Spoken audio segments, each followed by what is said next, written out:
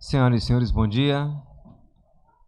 Sejam bem-vindos ao segundo dia do 4º Congresso Estadual do Judiciário Adolescente e a Socioeducação. Vamos receber nesse instante para ministrar a palestra Violência Institucional como Violação de Direitos Humanos, advogado, mestre em Ciências Penais pela UCAM e doutor em Serviço Social pelo FRJ, coordenador executivo do Centro de Defesa de Direitos da Criança e do Adolescente. Com vocês, o doutor Pedro Roberto da Silva Pereira.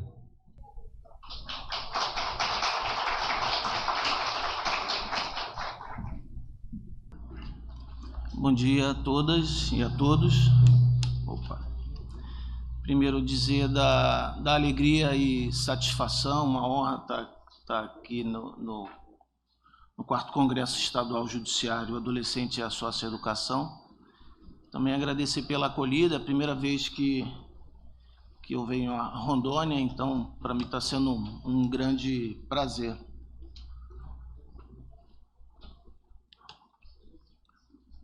Queria cumprimentar o desembargador Walter Silva, presidente do Tribunal de Justiça, o diretor da Escola de Magistratura, desembargador Marcos Alaô, o doutor Marcelo Tramontini, juiz da Vara Infracional e Execução de Medidas Socioeducativas, e toda a equipe que ajudou a organizar esse evento, né?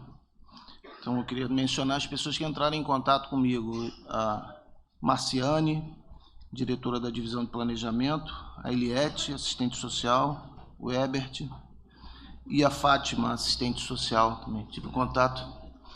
A Fátima está aí no auditório? A Fátima me fez um pedido muito especial, eu consegui cumprir a missão. Ela pediu um livro autografado do professor Luiz Eduardo Soares. Foi muito difícil conseguir esse presente, mas eu trouxe. Bem, enfim, primeiro dizer que essa iniciativa, né, é muito importante. Eu venho de um estado, eu atuo, vou me apresentar melhor, mas eu atuo muitos anos nesse tema, né, do sistema socioeducativo. Eu comecei como estudante de Direito, como estagiário, numa instituição trabalhando com dois temas principalmente: meninos e meninas em situação de rua, numa associação chamada Associação Beneficente São Martinho, lá na Lapa, no Rio de Janeiro, e também com o tema do sistema socioeducativo. Então, já trabalho nesse tema há muitos anos. Queria cumprimentar também não sei se a Denise está aí no auditório, Denise Campos, a companheira que era aqui do tribunal e se aposentou recentemente. A Denise faz parte também de um SEDECA aqui de Rondônia, o SEDECA Maria dos Anjos, assim como o Vinícius e o Francisco. O meu lugar da fala tem dois lugares. Eu tive uma oportunidade muito grande em trabalhar nessa área. É uma área que eu gosto muito e me estimula muito a atuar nessa área. E na minha vida acadêmica também eu segui uma trilha dentro dessa perspectiva do sistema socioeducativo, do ato infracional do adolescente. Então, meu mestrado eu fiz em 2005 e o tema foi Educar ou Punir, permanências históricas na justiça da infância. E recentemente eu cumpri um desafio em terminar uma banca, ainda não fechou o ciclo, porque ainda preciso fazer os ajustes para publicação. É minha tese de doutorado na Escola de Serviço Social da Universidade do Rio de Janeiro. E o meu tema foi Justiça Restaurativa aplicada aos adolescentes autores de ato infracional, limites e alcances de uma experiência. E aí teve a orientação da professora Miriam Krenzig. Essa tese de doutorado foi uma experiência a partir de um projeto executado pelo SEDECA, onde eu trabalho. Então, participar desse evento também, que tem como um recorte o tema da justiça restaurativa, também é muito estimulante para mim. Meu lugar da fala, então, são esses dois lugares. Um lugar de advogado militante de direitos humanos, que atua nessa área há muitos anos, e também a oportunidade de conciliar essa prática diária com o saber acadêmico. Então, a oportunidade de participar do mestrado E o mestrado foi bem interessante, que foi coordenado pelo professor Nilo Batista e a professora Vera Malaguti, pessoas de bastante referência nessa área crítica do direito.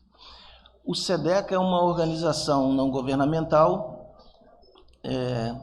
ele existe em mais de 20 estados. Aqui em Rondônia tem o SEDECA Maria dos Anjos, e existe uma associação nacional, que é o centro, a ANSED, Associação Nacional de Centros de Defesa. E o SEDECA Rio de Janeiro, ele, além de filiado à ANSED, ele faz parte de uma rede chamada Rede Equipate Brasil, que trabalha com um tema também de bastante urgência, que é o tema da violência e exploração sexual de crianças e adolescentes. Nós temos um projeto no âmbito nacional que vai acontecer aqui em Rondônia, uma oficina, já estou de início convidando a todos e todas. Vai ser dia 6 de agosto aqui em Rondônia, uma oficina nacional, que a ideia agora desse projeto é fazer o monitoramento do Plano Nacional de Enfrentamento à Violência Sexual de Crianças e Adolescentes.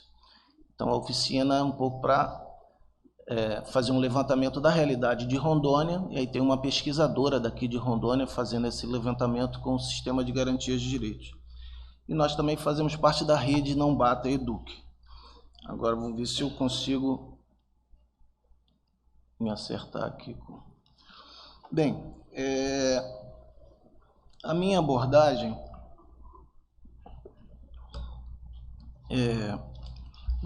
a minha exposição, eu pensei em dividi-la em partes, né? Uma parte, uma contextualização geral sobre a questão do ato infracional, do sistema socioeducativo, e ao final, uma exposição de alguns mecanismos de proteção dos direitos humanos, mecanismos nacionais e internacionais. Para falar desse tema da violência institucional, eu preferi fazer uma abordagem dividida em duas partes. A primeira parte é reconhecer que a violência, num contexto geral, ela tem um caráter de complexidade e multicausalidade. Esse tema da multicausalidade ela é utilizada para a reflexão da violência de uma maneira geral. Uma outra abordagem durante a exposição, e esse material vai estar disponível para quem tiver interesse, né, os slides. A segunda abordagem é reconhecer a violência como uma das expressões da questão social. Como eu fui fazer o doutorado na Escola de Serviço Social, e acho que essa é uma boa influência do convívio com o serviço social, essa palavra sempre me chamou a atenção, questão social, e ela é muito utilizada na área do serviço social. Então eu queria trazer esse conceito da questão social, apresentada pela professora Marilda Yamamoto, que é uma das referências do serviço social. A professora Yamamoto diz o seguinte, definindo a questão social: a questão social pode ser definida como um conjunto das expressões da desigualdade da sociedade capitalista madura que tem uma raiz comum. A produção social é cada vez mais coletiva, o trabalho torna-se mais amplamente social, enquanto a apropriação de seus frutos se mantém privada, monopolizada por uma parte da sociedade. Então, abordar a questão da violência institucional, ela nos desafia também a fazer uma reflexão nas raízes da produção dessas violências, né? Eu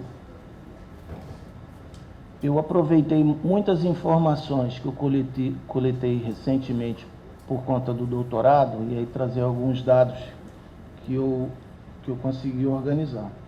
Então, o primeiro slide aí é uma pergunta. Inclusive, tem uma publicação, o pessoal de Belo Horizonte, que vem discutindo muito sobre a questão das medidas socioeducativas no meio aberto, principalmente, e um dos capítulos de um artigo dessa publicação de Belo Horizonte, ela diz assim: violência institucional no sistema socioeducativo, quem se importa? e a quem atinge, né? Porque a violência institucional, toda violência é uma violação de direitos, mas nem toda violação de direitos é uma violência. No entanto, a violação de direitos, ela interfere diretamente na questão da violência institucional, como violação de direitos humanos. E a violência, ela atinge todos de uma maneira ampla. Então, atinge diretamente o adolescente que cumpre a medida, atinge a família desse adolescente, atinge os profissionais que trabalham nas instituições, sejam elas de internação ou de medidas em meio aberto, semi-liberdade. Lá no Rio, a gente vive uma situação muito difícil há décadas, né? E recentemente, por conta da superlotação, daqui a pouco eu vou mencionar isso, dados da realidade nacional, muitos profissionais que atuam no sistema socioeducativo têm um desejo muito grande em desenvolver um trabalho com os adolescentes, um trabalho pautado, inclusive, nos princípios do Estatuto, do SINASE, etc. Mas muitos se sentem impotentes, em razão principalmente da superlotação. Então, isso é uma violação gravíssima que afeta a todos. Inclusive, nos laudos, nos relatórios dos técnicos, eles têm utilizado, na apresentação dos relatórios, fazendo um contexto da violação para depois falar que atividades foram desenvolvidas com adolescentes no plano individual de atendimento.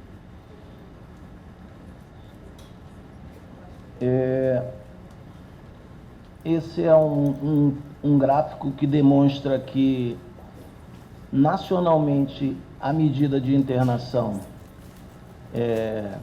tem crescido de forma exponente. Esse gráfico, ele não representa só a internação. Essa é uma grande dificuldade também em termos de informações sistematizadas, bancos de dados, levantamentos nacionais. Esse é um desafio também que o Estado brasileiro ele tem que melhorar e qualificar os levantamentos nacionais. O último levantamento nacional é de 2016 e é um levantamento que não traz dados suficientes. Nesse estudo que eu fiz, o único levantamento que eu consegui ter informações desagregadas sobre a situação da família, do adolescente, dos estudos, do impacto da medida socioeducativa, foi um estudo feito em parceria com o IPEA e o Ministério da Justiça em 2002. Os levantamentos nacionais que estão sendo divulgados, eles não expressam a realidade dos estados, de uma maneira geral.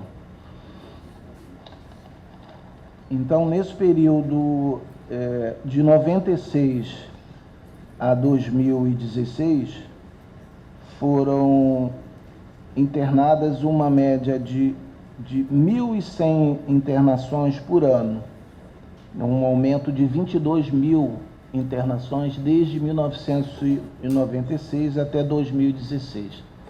Esse é um dado que nos coloca numa situação de reflexão muito grande, né? Da questão do encarceramento desses jovens, desses adolescentes.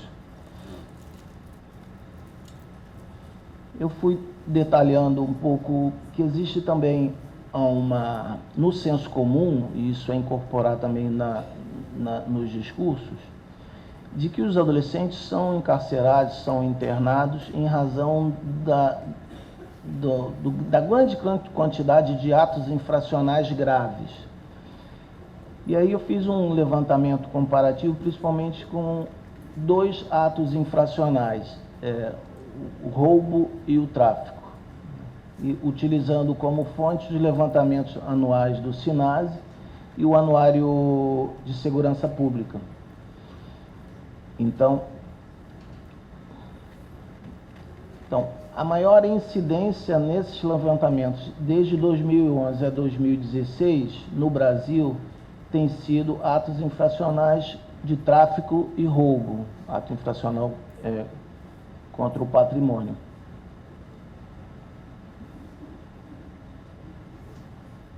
E os atos infracionais de maior gravidade, e aí eu coloquei de 3 tipos, o homicídio, o latrocínio e o estupro, eles correspondem a um percentual numa média de 10% em todo o Brasil entre 2011 e 2016. Esses dados por si só, eles não justificariam essa demanda enorme de internações que ocorrem no Brasil, né? E quebra também a lógica de que as internações são aplicadas em razão da gravidade dos atos infracionais. Eu também tentei fazer um perfil entre os adolescentes e adultos privados de liberdade para tentar entender um pouco qual é o perfil, as características desses adolescentes e dos jovens adultos. A grande maioria são homens, isso também no sistema socioeducativo, o que não significa que as meninas no sistema socioeducativo não devam ter uma atenção especial e diferenciada, né? Eu estou participando agora de um projeto de âmbito nacional, como consultor, do IBAM, que é o Instituto Brasileiro de Assessoria aos Municípios, o escritório fica no Rio. Eles estão fazendo um levantamento nacional e é interessante eu passando essa informação, porque é interessante depois a gente se apropriar desse estudo. Eles estão fazendo um levantamento sobre a execução de medidas socioeducativas para meninas, né? Qual é o perfil, quais são as características, quais são os fluxos de atendimento e o olhar diferenciado que tem em relação às meninas no sistema socioeducativo. Enfim, voltando aqui aos dados do levantamento, eu utilizei como fonte o levantamento do SINASE, o Anuário de Segurança Pública, e o Banco Nacional de Monitoramento de Presos, do Conselho Nacional de Justiça. O Conselho Nacional de Justiça também faz esse levantamento na área do adolescente em cumprimento de medida socioeducativa.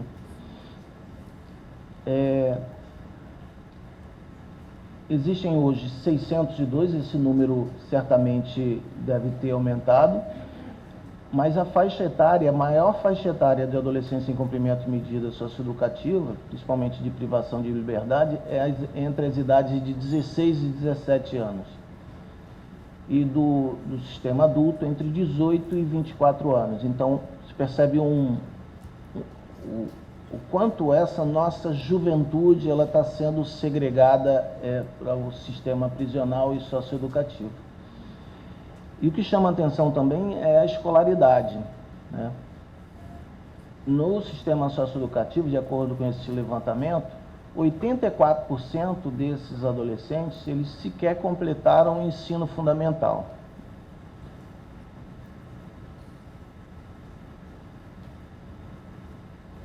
Da cor, esse é um recorte também importante, que existe um racismo estrutural, um racismo institucional, que é colocado para a gente o tempo todo em todas as áreas como algo normal, e ele é intrínseco nas relações sociais e se expressa bem na segregação através das internações em prisões. Então, adolescentes que se autodeclararam como pretos ou pardos, 59% no sistema socioeducativo e 54% no sistema dos adultos. E é recorrente também os tipos penais, né, de roubo, tráfico de drogas de maior incidência, tanto no sistema socioeducativo como no sistema prisional. E por fim, nessa tabela, uma expressão extrema da violência institucional, que são as mortes ocorridas no sistema socioeducativo durante o cumprimento da medida. Entre 2015 e 2016, no sistema socioeducativo nacional, foram mortos 102 adolescentes. E no sistema dos adultos, entre 2017, outubro de 2017 e agosto de 2018, 109. Isso eu vou mostrar mais um pouco no próximo quadro. Então, esse é um quadro extremo da violência institucional que são os óbitos ocorridos nas unidades de atendimento socioeducativo. Então, há um aumento entre 2013 e 2016, foram 179 mortos durante o cumprimento da medida socioeducativa.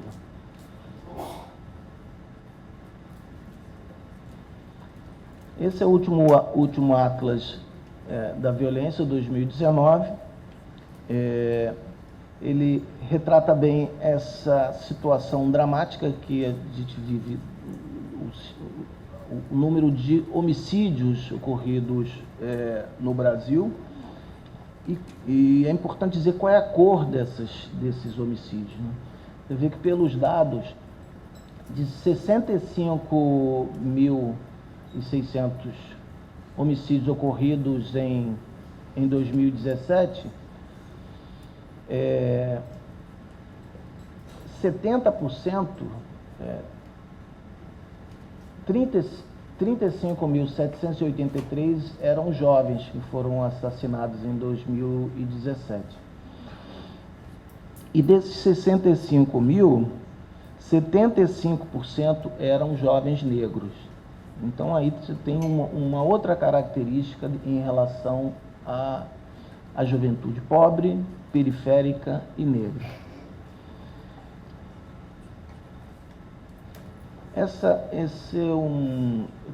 Eu trouxe essa publicação que eu acho que vale a pena a gente conhecer. É um livro de uma advogada americana chamada Michelle Alexander. Ela participa daquele, não sei se vocês já viram no Netflix, um documentário chamado A 13ª Emenda. E recentemente também teve um filme com Spike Lee, Infiltrados na Clã, que fala sobre essa questão do racismo no sistema americano. A Michelle, ela apresenta faz um estudo que eu acho que é muito interessante para conhecer sobre o sistema penitenciário nos Estados Unidos e as suas relações com as questões raciais. A tese central desse livro é que existe uma relação entre o sistema de justiça criminal e a permanência entre a hierarquia racial com o fim da segregação, mesmo com o fim da segregação racial nos anos 60.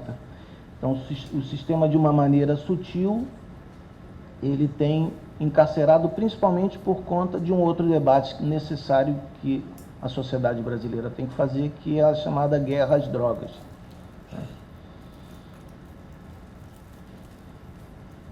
E são outras sugestões também que eu trouxe de reflexões recentes sobre o tema. Essa foto é engraçada, né? Que parece que os garotos estão com um fuzil na mão, né? Uma amiga do Rio, a Márcia Gato, ela defendeu uma tese de doutorado na UERJ, e o tema dela foi Sujeitos Indesejáveis, a invisibilidade dos adolescentes. Acho que vale a pena, assim, para conhecer, e está disponível na rede social. A Márcia, ela faz uma comparação de algumas ações voltadas para adolescentes, influenciados por uma ideologia nazifascista. Então, ela coloca três categorias de adolescentes: o adolescente no sistema socioeducativo, o adolescente, a criança e o adolescente em situação de rua, e a questão dos homicídios cometidos contra adolescentes no sistema, nas favelas do Rio de Janeiro.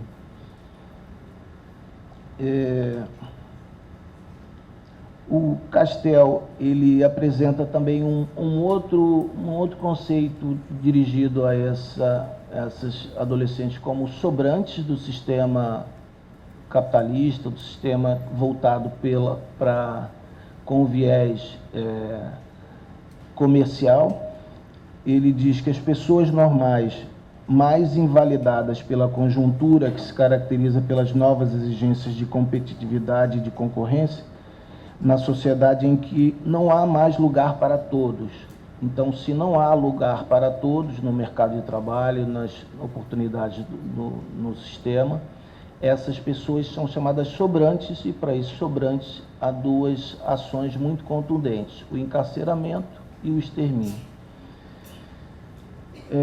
A professora Salles, ela usa um outro termo chamado visibilidade perversa. A agenda do tema do adolescente em conflito com a lei, ela é uma agenda que quase não aparece, né? Ela aparece em circunstâncias em que ocorre um ato infracional grave cometido por um adolescente, mas não há uma discussão. Vou dar um exemplo recente. É um tema que todo em período retorna à agenda, não com a agenda de políticas públicas, uma agenda de redução de direitos. Essa semana, 200 parlamentares no Congresso, deputados e senadores, criaram uma frente parlamentar. Aí, quando pensa assim, uma frente parlamentar, tem uma ideia de que é uma frente parlamentar para aprovar projetos de lei que ampliem os direitos, etc. Mas essa frente parlamentar é para voltar à agenda de discussão do projeto de lei que está no Senado Federal, da redução da maioridade penal. Então, 200 parlamentares se reuniram e criaram uma frente pró-redução da maioridade penal. Então, essa visibilidade perversa, de acordo com Salles, ela diz o seguinte: a visibilidade perversa tem uma dupla dimensão. De um lado, observa-se a invisibilidade à medida que o sofrimento dos adolescentes pela violação de direitos não é percebida pela sociedade. De outro, trata-se de uma invisibilidade perversa, visto que é seletiva e aparece a partir de estereótipo social criado, reproduzindo assim as discriminações históricas e impulsionando mecanismos de controle repressores do Estado.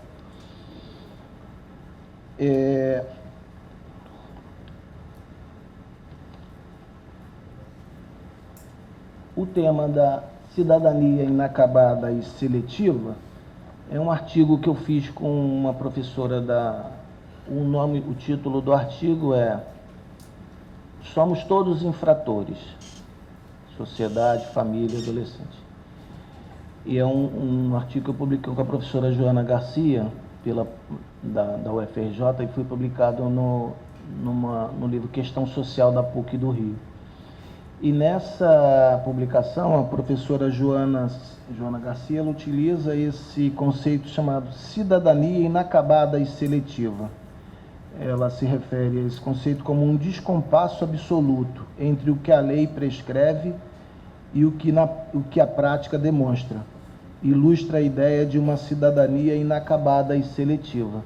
Isso é demonstrado, por exemplo, quando, de uma maneira, a mídia divulga, por exemplo, um adolescente de classe média ou classe média alta comete um ato infracional grave.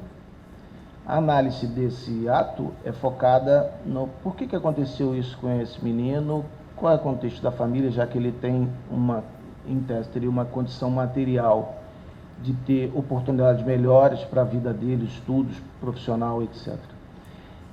E depois, quando acontece com um adolescente da periferia ou um adolescente pobre, o mesmo ato infracional praticado.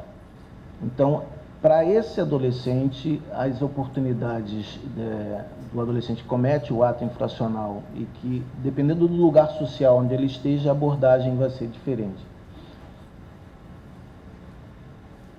Eu trago também aqui uma publicação do Unicef de 2018, em que ela aborda também essa questão da pobreza de crianças e adolescentes no Brasil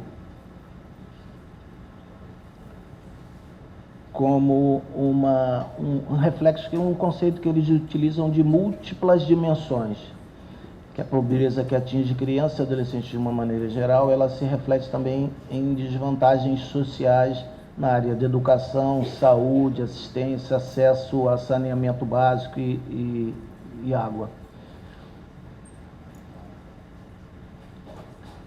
Os próximos slides vou trazer alguns conceitos de violência e violência institucional para poder colaborar com o debate. A Organização Mundial de Saúde, ela define a violência como o uso intencional da força física ou poder real ou em ameaça contra si próprio, contra outras pessoas ou contra um grupo ou uma comunidade, que resulta ou tenha qualquer possibilidade de resultar em lesão, morte, dano psicológico, deficiência de desenvolvimento ou privação. E o Ministério da Saúde, a partir na Política Nacional de Redução de Mortabilidade por Acidentes de Violência, define a violência como ações humanas que afetam a integridade de saúde física, moral, mental ou espiritual.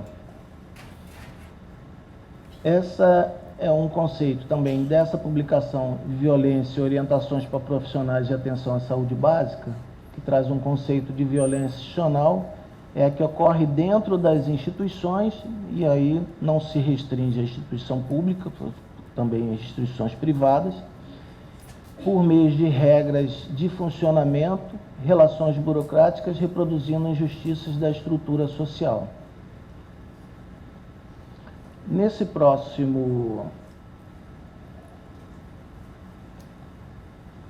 próximos slides, vou falar um pouco sobre os mecanismos de proteção dos direitos humanos. Quer dizer, tem muitos levantamentos, muitas pesquisas que vão orientar, vão subsidiar uma reflexão sobre a construção de novas políticas, de cumprimento de normas, de regras, de compromissos internacionais, principalmente, para melhorar a vida de nossas crianças e adolescentes.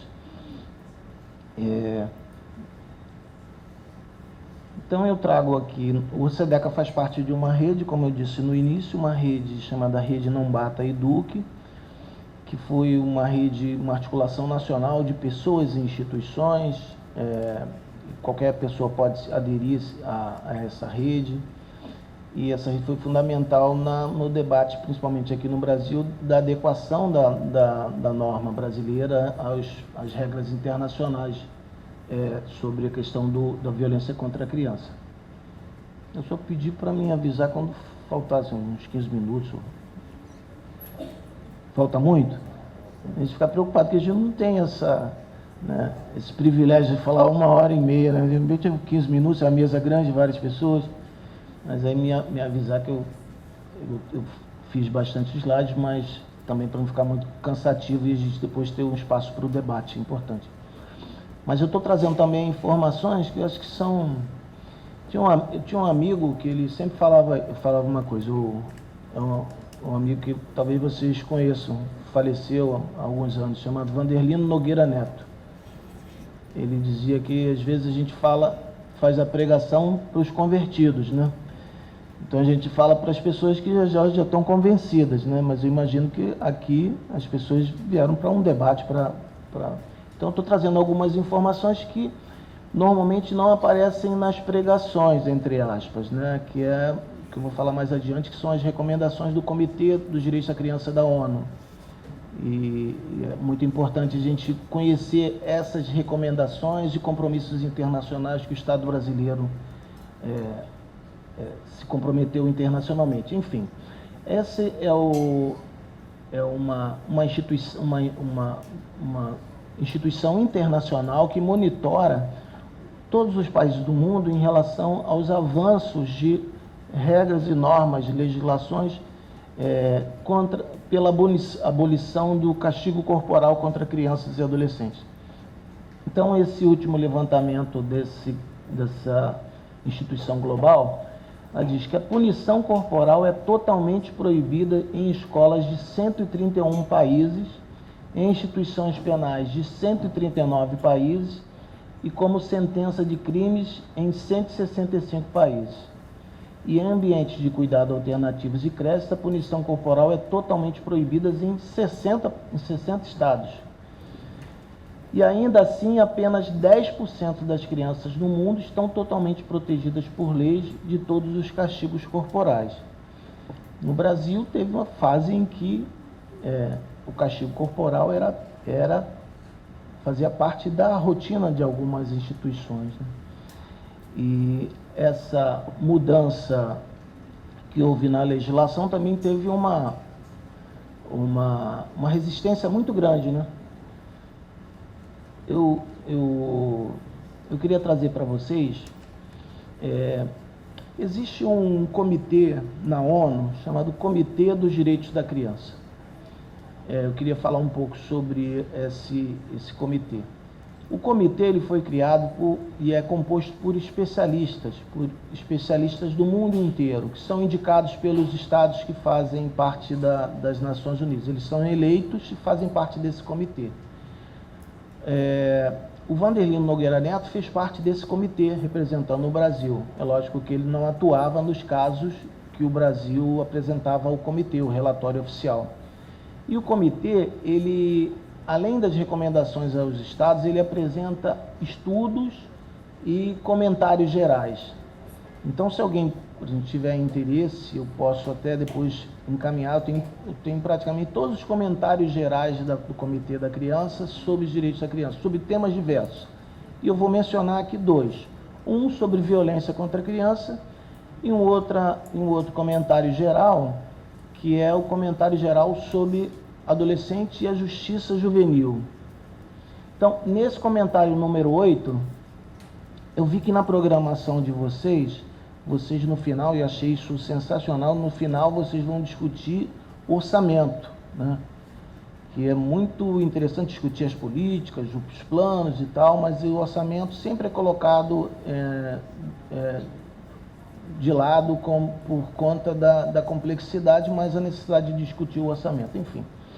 O comentário geral número 8 do comitê, ele diz o seguinte: deixando claro que a proibição de castigos corporais contra crianças na família, nas escolas e em outros contextos, não é apenas uma obrigação dos Estados partes da Convenção, é também uma estratégia-chave para a redução e prevenção de todas as formas de violência nas sociedades. Então, propõe a ruptura de uma violência natural, entre aspas, que se incorpora nas práticas das instituições, nas instituições públicas, privadas, nas famílias, nas escolas, como uma estratégia de romper todas as outras expressões de violência. Internamente, nós tivemos avanços muito importantes. Então, vou mencionar dois. Um é a lei chamada Menino Bernardo. No início, tentaram colocar como lei da palmada, né? Que era péssimo esse termo e felizmente mudou o nome, até em homenagem ao menino Bernardo, uma vítima de uma situação trágica de violência doméstica. E essa lei ela tem que ser apropriada e tem que ser expressa e ser efetivada em políticas públicas, porque ela traz uma série de propostas de políticas públicas, de campanhas preventivas, de orientação, de políticas intersetoriais. Eu vi que ontem vocês também discutiram esse tema das políticas intersetoriais.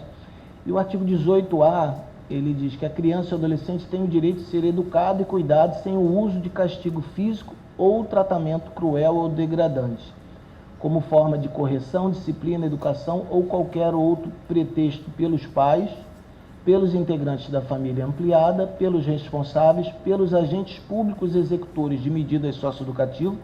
Isso entrou aí nessa lei de uma maneira distraída dos legisladores, mas foi muito importante, porque essa lei também se aplica ao sistema socioeducativo. Quem daqui é conselheiro tutelar?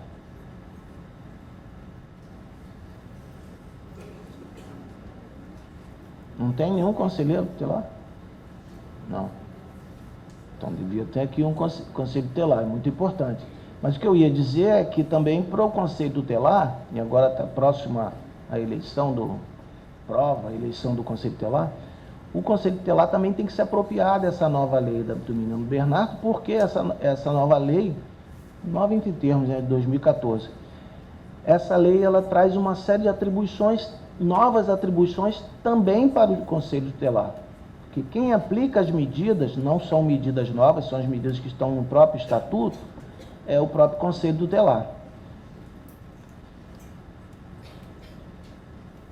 Um outro avanço normativo é a lei que estabelece o sistema de garantias de direitos de criança e adolescente vítimas ou testemunhas de violência.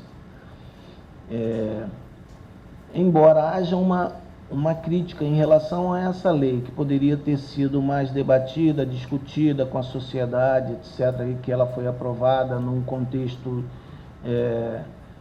sem essa ampla discussão, mas ela traz avanços muito importantes e ela conceitua lá na lei a violência institucional. E o decreto que regulamenta essa lei também detalha mais sobre essa conceituação. Eu trabalhei muitos anos, eu sou advogado de formação e de vez em quando também faço umas audiências, mas eu atuo mais na gestão, junto com as minhas colegas Vera e Cleise, na gestão do SEDECA. E o SEDECA atualmente no Rio, há 2 anos, ele executa o Programa de Proteção à Criança e Adolescente Ameaçada de Morte. Aqui tem o PPK, não tem? Tem, Denise?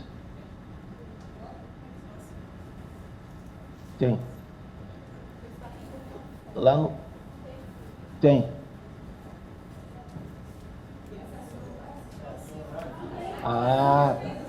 Não tem aqui, quando tem algum caso, aciona a Coordenação Nacional de Brasília. Tá. Então, lá no Rio, às vezes acontece isso. Quando tem o intertício do convênio, termina o convênio, aí tem que dispensar a equipe, porque a instituição não tem como manter, e aí quem atua nos casos, assume os casos, é a equipe nacional, da Coordenação Nacional do PPCAM. E como vocês estão próximos aqui também de Brasília, isso facilita, né? Enfim. Não é próximo? Ou não facilita? É logo ali, né, pô? 1h30 de avião. Enfim,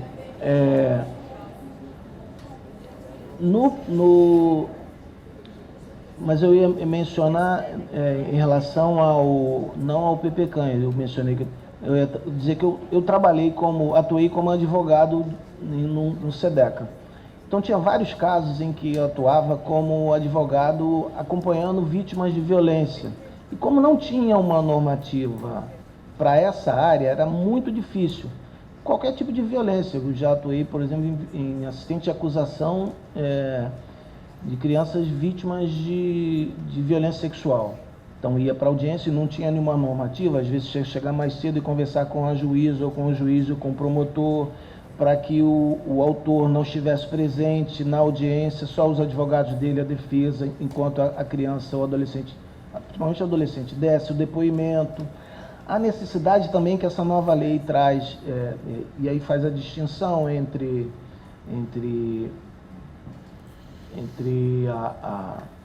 a oitiva e o depoimento especial, e mudanças também do trâmite do processo. Então, quando eu chegava numa sala de audiência, eu tinha que chegar antes e pedir para que o réu não estivesse na sala durante a audiência. Eu tinha que explicar para a criança e adolescente, e esse é um direito deles, o cenário daquilo, o que ia acontecer, quem eram aquelas pessoas. E a lei também traz tanto a Lei Menino Bernardo como essa, traz a necessidade de uma capacitação e atualização periódica de todas as pessoas envolvidas no atendimento da criança e adolescente, seja no eixo da responsabilização e apuração do crime, né? Todo o sistema, polícia, Ministério Público, o Judiciário, e os técnicos do Judiciário, e também os técnicos que atuam no atendimento na área protetiva, os CRAs, os CREAs, os hospitais, escolas, a formação e atualização para essas pessoas.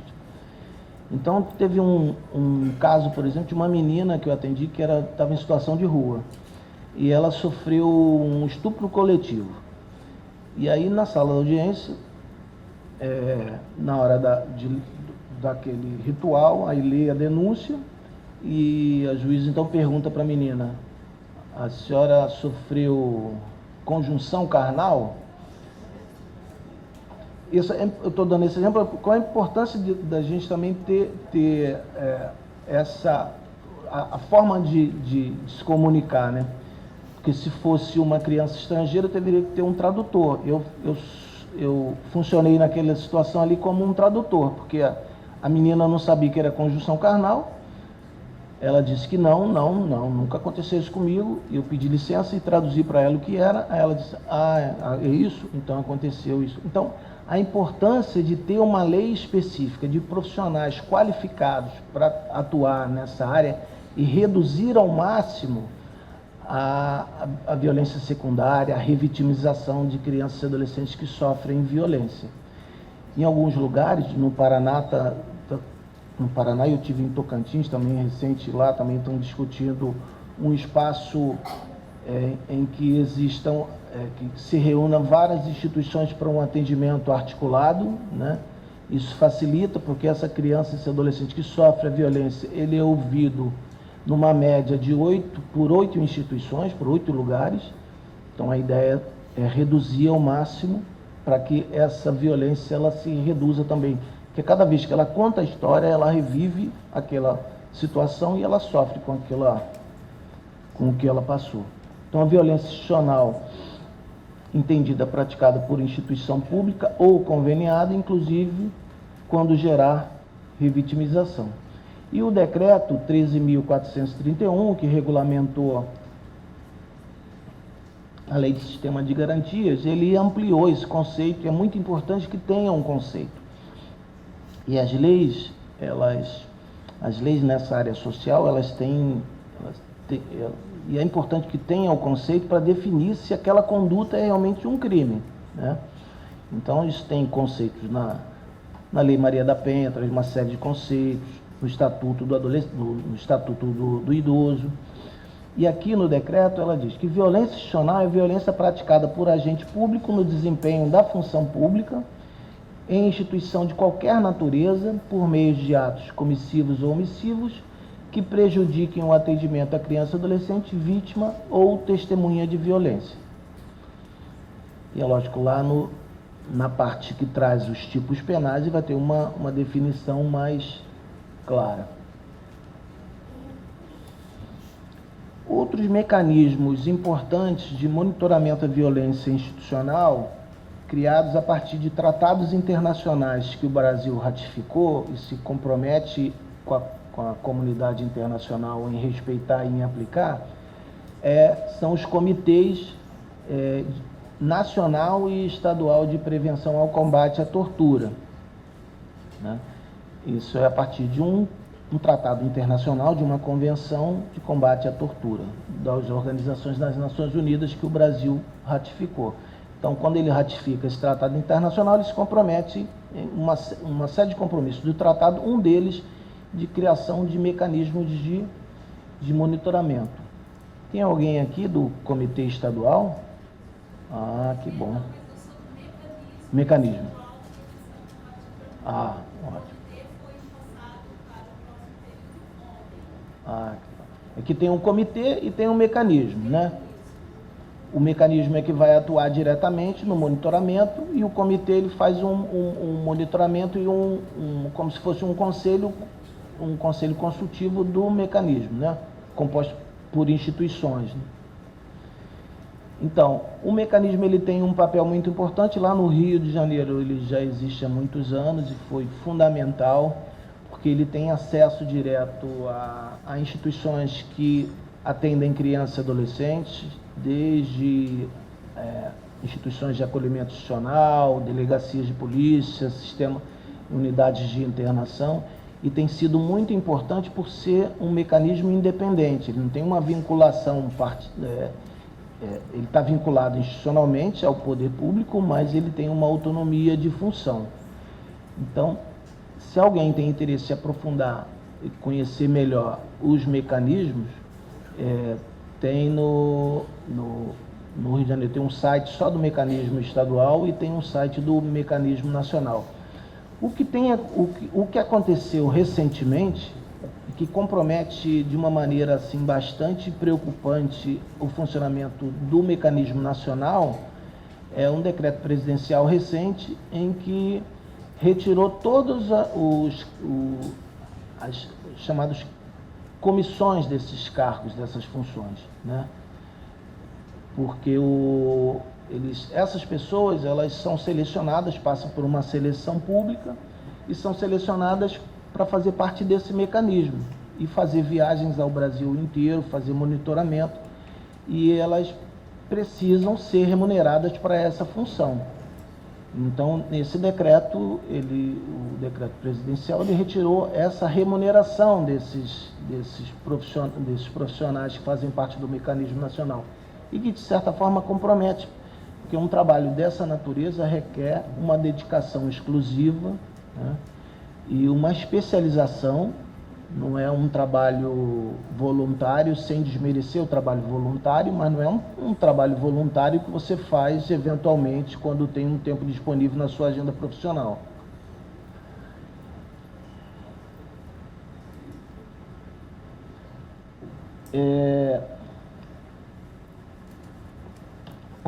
Outras medidas importantes que foram tomadas no sentido de reduzir a violência institucional é um movimento pelo desencarceramento desses adolescentes, redução do número de adolescentes internados. Então eu vou mencionar dois. Um é a Central de Regulação de Vagas, que já existe de vagas no sistema socioeducativo. Já existem essas centrais nos estados de Santa Catarina, Rio Grande do Norte, Ceará, Bahia, Paraná, Distrito Federal e Goiás. E no Rio de Janeiro foi feito alguns anos atrás um acordo entre a Procuradoria do Estado e a Defensoria MP, que foi homologada pela Vara de Execuções de Medidas Socioeducativas, doutora Lúcia Gliotti, lá no Rio. Mas aí teve um recurso judicial por parte do MP e isso demorou um pouco para entrar em execução. Agora, recentemente, teve a decisão do tribunal e a Central de Regulação de Vagas está sendo estruturada para começar a funcionar. Paralelo a essa decisão no Rio, o Supremo Tribunal Federal também teve uma decisão liminar a partir de um HC proposto pela Defensoria Pública do Estado do Espírito Santo, e aí teve uma decisão para limitar o número de adolescentes internados em 119%, o que não é o ideal, mas diante desse contexto de superlotação, 119% é melhor do que 250%. Né? No Rio, por exemplo, tinha situações de unidades que estavam acima do dobro da capacidade. Então, essa decisão para o Espírito Santo, ela foi ampliada a pedido de outras defensorias de outros estados e ela se estendeu também ao Rio de Janeiro, Bahia, Ceará e Pernambuco. E essa liminar ainda não teve o julgamento do habeas corpus. Uma decisão recente do relator, ela foi adiada para agosto, então em agosto será julgado esse habeas corpus. Essa não é uma situação isolada, assim, surge do nada. Ela é consequência de uma série de ações das instituições, porque os profissionais que atuam nessas instituições, eles ficam indignados diante daquela situação de estrutura de superlotação. É impossível um técnico ou um profissional ou um agente socioeducativo desenvolver um trabalho num contexto de superlotação, né? E não tem efeito prático de efetividade da medida socioeducativa de maneira nenhuma, né? Por curiosidade, há 2 anos atrás eu mandei um ofício para o Ministério do Desenvolvimento Social, perguntando quanto é que custava para o Estado a média de um adolescente internado por mês. Vocês têm ideia? 10 a 15 mil. Então, eles responderam 10 mil reais por mês. Não é o que... Pois é, não é o que o adolescente recebe em termos de material. E 10 mil para toda a estrutura, né? Para o funcionamento, alimentação, pessoal. Mas você imagina o que a gente faria, o que nós faríamos com... Quem é do CREAS aí? que vocês fariam com 10 mil reais por mês para o programa de medidas em meio aberto, hein? Um primeiro movimento seria ampliar a equipe do CREAS, né? Que a equipe do CREAS, ela tem um desafio enorme, porque ela atende toda a média complexidade, né? Tudo, né? Violência contra a mulher, idoso, violência sexual, né? Todos os tipos de violência e mais as medidas em meio aberto. O que o SINASE propõe é que tenha um programa, que seja criado um programa específico para as medidas em meio aberto, né? Mas enquanto isso não acontece, o CREAS continua assumindo esse trabalho pelas normas operacionais do Sistema Único de Assistência Social. Uma das atribuições é do CREAS, das medidas em meio aberto. Enfim, eu queria trazer esse exemplo aí como uma medida. Eu já fiz menção várias vezes aqui dos sistemas internacionais de proteção aos direitos humanos, mas eu queria voltar nesse tema, que é um tema muito importante, e quase a gente não tem produções acadêmicas, reflexões e divulgação dessas informações.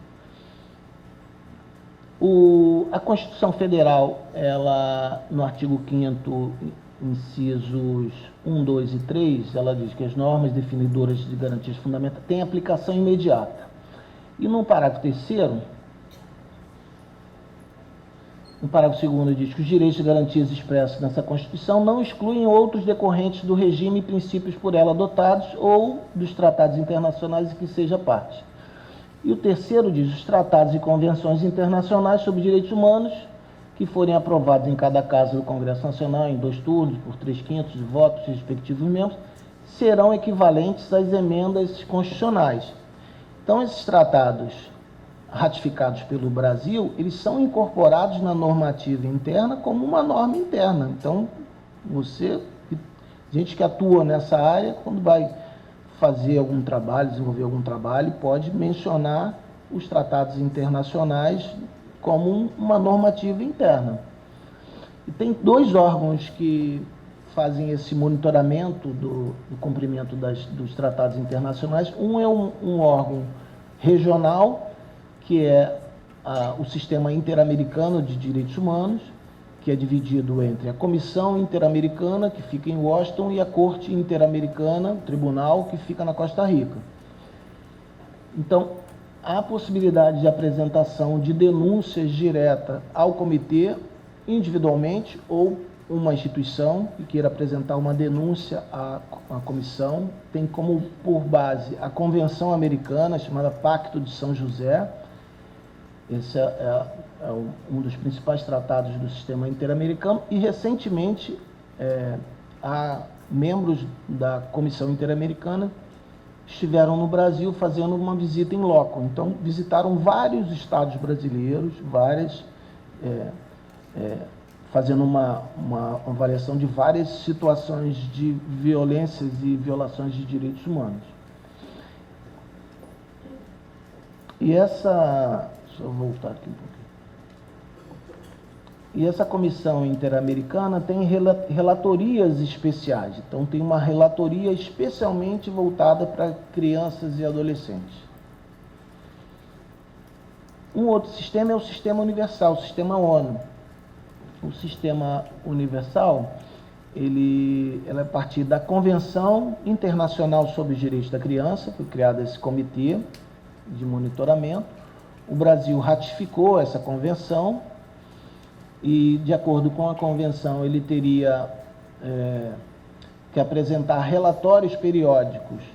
No primeiro relatório, depois de 2 anos de ter ratificado a convenção, e a cada 5 anos apresentar relatórios sobre os avanços do Brasil na implementação da convenção, em políticas e programas de serviços oferecidos para garantir os direitos de crianças e adolescentes. Ratificou em 1990. Sabe quantos relatórios o Brasil apresentou? 2 relatórios. O último relatório foi em 2014, teve uma audiência em 2015, e o outro relatório foi em 2003, com as recomendações em 2004. Além e é importante, inclusive para os profissionais que atuam, estudantes, etc., conhecer melhor essas recomendações. Tem 2 sites que tem o relatório, chamado Relatório Alternativo, porque é o seguinte: o governo, o Estado brasileiro apresenta um relatório oficial. A sociedade civil pode apresentar um relatório alternativo, chamado Relatório Sombra, a partir dos dados apresentados pelo Estado brasileiro, ele apresenta os dados, complementando com informações, questionando, etc., em relação ao relatório oficial. Esses relatórios alternativos, eles têm as recomendações apresentadas pelo Comitê da Criança ao Estado brasileiro, sobre todos os temas: convivência familiar, saúde, educação, justiça juvenil, e aí inclui o sistema socioeducativo. E essas recomendações, elas são apresentadas ao Estado brasileiro, mas cabe a nós, das instituições, da sociedade civil também, conhecer essas recomendações e pressionar para que essas recomendações sejam cumpridas. E serve como um subsídio importante na discussão de políticas públicas. Então, esses relatórios alternativos estão disponíveis no site da ANSED, dessa Associação Nacional de Centros de Defesa, e no site do SEDECA também nós disponibilizamos um relatório alternativo com as recomendações. Uma outra ação do comitê são estudos globais. Então, no início do ano 2000 foi feito um estudo global sobre violência contra a criança, e agora, doutor Marcelo, está sendo revista um comentário geral do Comitê da Criança, que é um comentário sobre a justiça juvenil, que é de 2003. E está sendo atualizado pelo comitê esse comentário geral sobre justiça juvenil. O adolescente autor de ato, ele não fala dessa maneira, autor de ato infracional, e a justiça juvenil. E existe um estudo global sobre crianças e adolescentes privadas de liberdade. Então tem um especialista de Viena, um professor de Viena, que está fazendo um estudo global que vai ser apresentado agora em setembro na Assembleia Geral das Nações Unidas. É um estudo global. Então acho que é muito interessante, né, que o judiciário, se depois puder ter acesso a esse material e fazer um debate. A Escola da Magistratura, né, tem essa tradição de fazer esses encontros, esses seminários, então é muito importante conhecer essas orientações internacionais sobre a justiça juvenil. Porque o que a gente tem percebido, pelo menos os dados preliminares desse estudo global, é uma situação grave da situação de crianças e adolescentes privadas de liberdade no mundo, né? Essa semana teve uma notícia tão triste que a gente viu pelo noticiário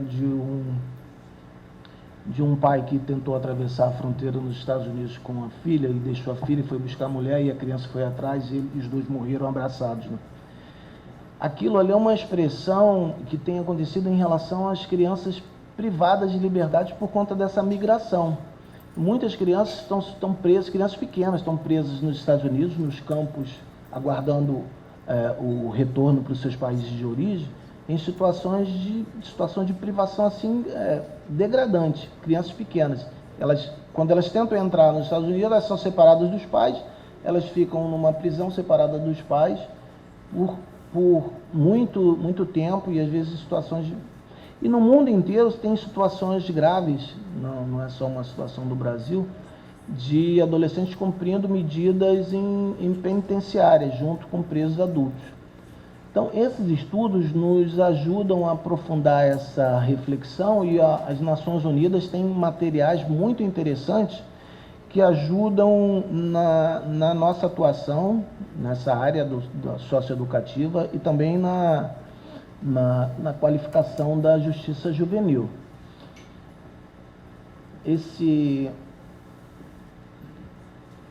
Essa aqui é uma das recomendações do comitê, das Nações Unidas para o Brasil de 2015. Então eu convido vocês depois a lerem as recomendações, mas eu trouxe algumas para destacar.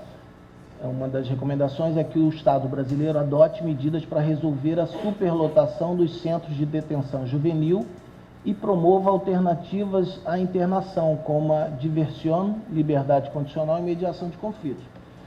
Eu não conhecia essa palavra diversión, eu fui pesquisar. É um termo utilizado pelo sistema de justiça juvenil internacional para medidas que antecedem o processo judicial. E há um peso, tem países que conseguiram reduzir, a Inglaterra, a França, a Alemanha, conseguiram reduzir o número de adolescentes internados provisoriamente e cumprindo medidas de internação, utilizando medidas, a gente pode chamar de extrajudiciais. São medidas antes do processo judicial. E são medidas que são monitoradas, medidas com um enfoque muito forte em atividades comunitárias e atividades ligadas à educação, ao lazer, ao esporte, antes da aplicação. E também o comitê ele dá uma ênfase ali na mediação de conflitos, né? Então, a justiça restaurativa, que hoje a gente, aqui no Brasil, há uma década, um pouco mais de uma década, está, de uma maneira, tentando conhecer melhor e aplicar, ela já existe em alguns países desde o início da década de 80, e com resultados muito positivos. Mas, pelo menos na minha avaliação, tem que ter uma ação complementar à justiça restaurativa, em termos de alternativas de políticas públicas para esses adolescentes. Então, o comitê, essa é uma das recomendações do comitê. Uma outra recomendação é que o Estado brasileiro tome parte das medidas necessárias para considerar as recomendações anteriores. Então, ele está fazendo uma menção às recomendações de 2004 que ainda não foram cumpridas.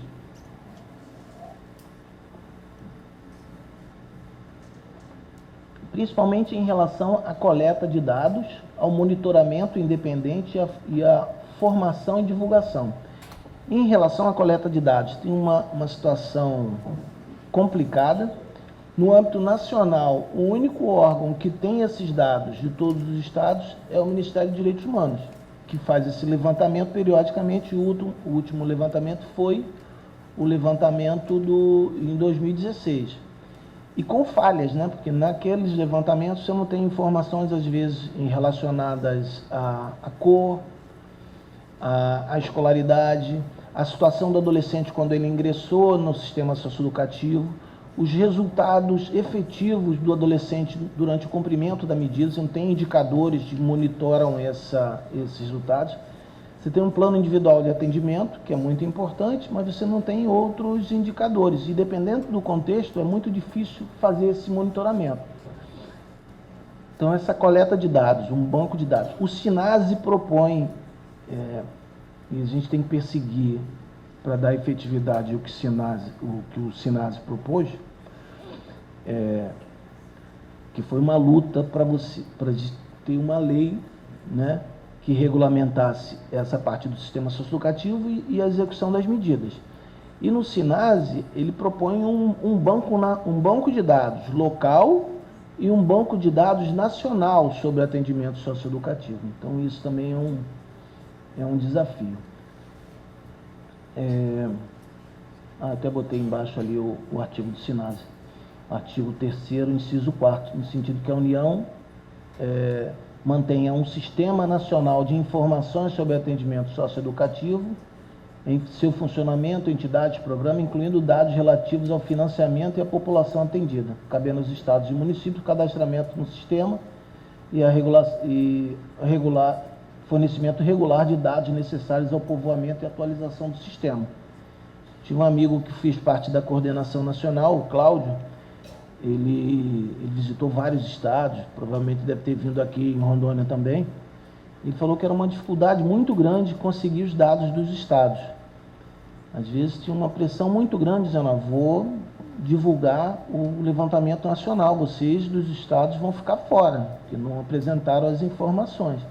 E aí, de última hora, apresentavam informações. Então, essa política de coleta e sistematização de dados nas recomendações do comitê, ele também apresenta orientações de desagregação desses dados por sexo, idade, escolaridade, etc. E que nem sempre os levantamentos apresentam isso. Eu acho que eu estou chegando no final, quando aparece ali o Manuel de Barros. Ainda sobra quanto tempo? Meia hora? Eu não estou acostumado com tanto tempo assim não, gente, para ser sincero. Eu fiquei muito apreensivo quando eu vim, porque primeiro da honra de estar aqui com vocês e ter uma instituição que está na 4ª edição desse seminário. Significa que o Tribunal de Justiça, a Escola da Magistratura, ela tem colocado isso na agenda como uma prioridade. Eu vi a programação de alguns encontros anteriores, né? E isso demonstra bem o enfoque e o compromisso dessas instituições na formação dos profissionais, das pessoas que atuam na área. E acho isso muito interessante e fiquei muito honrado em poder estar aqui com vocês e preparei isso tudo com muito carinho e muita apreensão também, que eu não sabia com tantas informações, o que eu poderia, de alguma maneira, tentar objetivar, né? Eu usei esse fragmento de um poeta, não sei se vocês conhecem, o Manuel de Barros. Ele é lá de Cuiabá, de Mato Grosso, já falecido, né? Ele tem um poema chamado Um Olhar. Eu utilizei isso na minha tese de doutorado, porque eu achei que ela tinha tudo a ver com essa nova perspectiva da justiça juvenil, da justiça restaurativa. A poesia diz o seguinte: eu tive uma namorada que via errado. O que ela via não era uma garça na beira do rio. O que ela via era um rio na beira de uma garça. Ela despraticava normas, dizia que seu avesso era mais visível do que um poste. Com ela, as coisas tinham de mudar de comportamento. Aliás, a moça me contou uma vez que tinha encontros diários com suas contradições. Então, o que nos desafia nessa perspectiva do sistema socioeducativo? Ter um olhar diferenciado sobre a socioeducação, né? Eu acho que a justiça restaurativa ela nos dá alguns indicativos e instrumentos de ter um olhar. O Howard Zé diz que ter uma lente nova, né? Um olhar diferente sobre o ato infracional praticado e as suas consequências. Então, o que o Manuel de Barros nos desafia nesse poema é não olhar uma garça na beira do rio, mas um rio na beira da garça. Teve uma nova perspectiva de olhar. Eu esqueci de mencionar uma coisa. Eu passei a ver o sistema socioeducativo de uma maneira diferente. Eu sou advogado há muitos anos e atuo nessa área, mas passei a ter um olhar diferente quando eu participei de um projeto. Eu não lembro quanto tempo, deve ter sido uns 15 anos atrás, vou chutar. Tinha um juiz lá no Rio chamado Judá Gessé.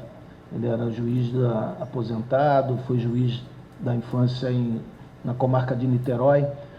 Ele assumiu a direção do Departamento Geral de Ações Socioeducativas, que é o DEGASE no Rio. E ele fez um grande projeto com a universidade em diversas áreas, pesquisa, formação. Eu participei dois projetos, num projeto de formação dos profissionais e técnicos e um outro que era tipo um Ombudsman, que era o escritório modelo da universidade, fazia visita às unidades de internação para ouvir os adolescentes, conversar. Não substituir o papel da defensoria, mas no sentido de entender melhor a dinâmica ali dos adolescentes durante o atendimento. E eu tive essa proximidade e tenho muitos amigos dentro do sistema socioeducativo no Rio, e inclusive o SEDECA, nesse projeto que iniciou em 2015, Justiça Restaurativa, nós fizemos uma parceria muito boa com o Ministério Público do Rio, tem um grupo de mediação de conflitos, Justiça Restaurativa no MP do Rio, chamado SEMEAR, a doutora Ana, procuradora que coordena, e nós fizemos uma parceria também com o DEGASE, com o Departamento de Ações Socioeducativas, com o tema da justiça restaurativa, para fazer uma formação e atendimento dos adolescentes. Um desafio enorme. Mas eu percebo ao longo desse tempo de atuação que a gente tem que olhar de novo esse rio e essa garça, porque o sistema socioeducativo, ele, ao longo do tempo, se a gente não tomar o cuidado, ele vai se desnaturalizando, vai se descaracterizando. Ele vai saindo do foco da socioeducação para ter um foco na segurança pública. O que é mais importante é manter o menino, a menina, numa situação que garanta a segurança, garanta o cumprimento da medida dela durante aquele período, que ela não evada da medida, etc. Elas têm outros aspectos que a justiça restaurativa também nos ajuda a compreender. Quando há a violência, ela impacta todas as pessoas. É a família do adolescente, é a vítima, a família da vítima. Então, toda a comunidade é afetada por aquela violência. Mas o que eu percebo ao longo dos anos, acompanhando o sistema socioeducativo, que ele tem, pelo menos no Rio de Janeiro, tem seguido um caminho muito preocupante, um caminho mais focado na questão da segurança. Exemplos claros é que, há alguns anos atrás, o governador, que está até preso, o Cabral, ele fez um decreto, é uma vergonha, no Rio de Janeiro todos os governadores dos últimos anos foram presos, né? Mas o Cabral, que ainda está preso, ele fez um decreto, e aí o decreto iniciava assim: considerando a proteção integral dos direitos da criança e adolescente, aí estipulou a criação dentro do sistema socioeducativo do gás de pimenta e daquela arma que é chamada não letal, aquela do choque. É menos letal, né? Porque se você tem algum problema e se dá um choque na pessoa, a pessoa pode ter um ataque cardíaco e morrer na hora. Ele estipulou isso através do decreto, e o Ministério Público entrou com recurso que está na instância superior, agora foi para o Supremo, questionando a constitucionalidade desse decreto. Uma outra ação que ocorreu ao longo desse período foi um movimento muito forte dos agentes socioeducativos para se equiparar com os agentes do sistema penitenciário. Então, eles fizeram uma pressão muito grande, teve uma lei que alterou a nomenclatura. Eles deixaram de ser chamados agentes socioeducativos para agentes de segurança socioeducativa. As palavras, elas têm um sentido. E agora, recentemente, foi aprovado uma lei no Rio de Janeiro para o porte de armas para os agentes socioeducativos. Aqui já tem? Ainda não, né? Já mudou o nome também. É o caminho. Tem alguém aqui que é agente do socioeducativo? Tem vários companheiros ali. Então, assim, quero que vocês entendam bem que não é uma crítica à atuação do agente socioeducativo, que ele exerce uma função muito importante e que pode orientar a atuação dele outros princípios e normas e regras, inclusive as Nações Unidas têm recomendações para o profissional que atua em sistemas de privação de liberdade. Então, é possível se inspirar também em outras práticas, porque muda o perfil socioeducativo, muda também o perfil dos adolescentes que são apreendidos. Lá no Rio de Janeiro, alguns adolescentes, eles já saem daquela status do adolescente que exerce funções do baixo escalão para exercer funções também de gerência do tráfico de drogas. Então, isso tudo a gente tem que levar em consideração. E que o trajeto também entre a unidade de internação até o local onde vai ser feita a audiência, que os agentes também, de alguma maneira, ficam fragilizados. E que os agentes também, na saída do seu trabalho, no percurso da casa para o trabalho, também se sentem inseguros, como toda a sociedade se sente insegura, né? Mas a aprovação do porte de armas foi um outro passo, né? Não vai usar arma dentro do sistema socioeducativo, pelo menos eu espero que não, mas está lá na lei que não vai. Então, assim, e também eu há algum tempo já não fazia audiências, mas eu fui fazer algumas audiências. A doutora Lúcia Glioche, que é da execução, ela teve uma iniciativa muito interessante. Como tinham muitos adolescentes para fazer audiência, ela se deslocou da vara e vai para a unidade. Agora, já fez isso durante muitos anos, faz as audiências na unidade de internação. Então, por dia, às vezes, ela fazia 70 audiências, 100 audiências, porque daqueles casos os adolescentes seriam, de alguma maneira, algum deles seriam liberados. Mas o que me trouxe assim um certo impacto era ver alguns agentes, tem uma equipe dentro do sistema socioeducativo que os funcionários parecem policiais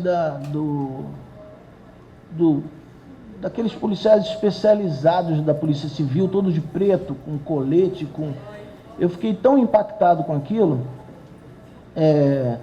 porque tem de um lado que eu concordo que tenha que ter um projeto político-pedagógico, as unidades tenham que ter regimento interno, que tem que ter um serviço de segurança para garantia ali do funcionamento, mas eu acho que algumas situações elas passam a se descaracterizar totalmente daquilo que se propõe como socioeducativo. Se o cara quer ser policial, então ele tem que fazer um concurso para a Polícia Civil, para a Polícia Militar, para uma força especial, né? Então, assim, são essas questões que eu trago no final mais para problematizar, que aí vai ter o debate mais adiante, a gente pode voltar a conversar sobre isso. Então, e hoje a doutora Lúcia e a Defensoria do Rio está sofrendo duras críticas em razão da decisão do Supremo Tribunal Federal em reduzir para 119%, cento e poucos por cento de adolescentes internados.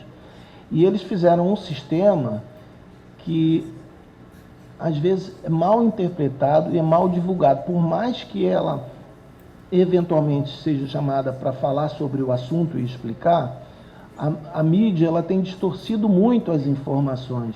Então, dá uma impressão assim de que vão liberar 500 adolescentes do Rio de Janeiro e vai virar um caos, porque... É melhor que ele fique internado do que liberar assim, sem nenhum acompanhamento. Mas eles criaram critérios para avaliar a saída dos adolescentes, inclusive critérios em razão da gravidade do ato infracional. Alguns adolescentes são transferidos para a semi-liberdade, para a liberdade assistida, que aí é um outro nó, que é um desafio para todos nós para implementar. Mas não existe essa ideia de que vão soltar 500 adolescentes, 400, 200 adolescentes no Rio de Janeiro. Então, o que está sendo feito é de uma maneira responsável, criteriosa e de uma maneira que precisa ser feita porque as condições são insalubres e sem menor condição do adolescente cumprir a medida naqueles lugares.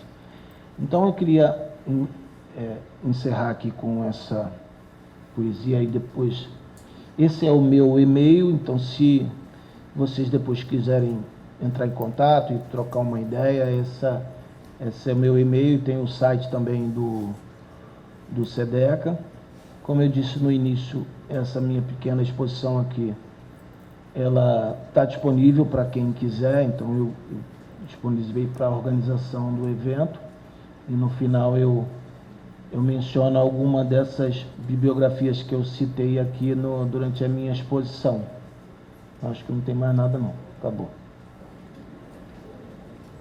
Bem, agradeço a atenção e estou disposto a depois conversar com vocês no debate. Muito obrigado.